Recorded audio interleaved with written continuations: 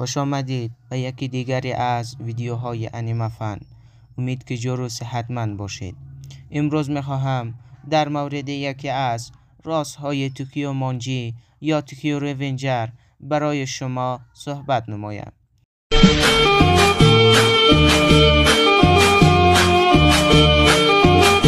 شما میدانید که تاکیمیچی میتوانست به گذشته سفر کند. چرا تاکیمیچی به گذشته سفر میکرد؟ چون کسی که عاشقش بود در آینده تصادف میکند و میمیرد و سبب مرگ او گروهی از توکیو مانجی بوده است. پسر هم یکی از گروه توکیو مانجی میشود تا آینده را تغییر بدهد، ولی هر بار به آینده برمیگردد میبیند که هیناتا توسط گروه توکیو مانجی به قتل میرسد.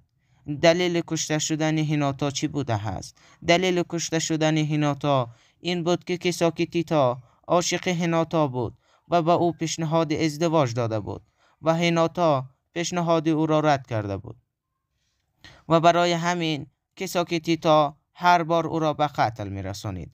در آخر تاکیمیچی میفهمد که همه این اتفاقها کار کیساکی تیتا بوده و او را به قتل میرساند.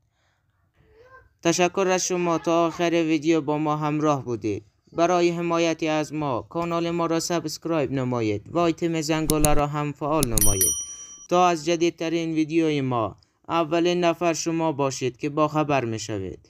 دمتان گرم، وقت خوب خوشی داشته باشین.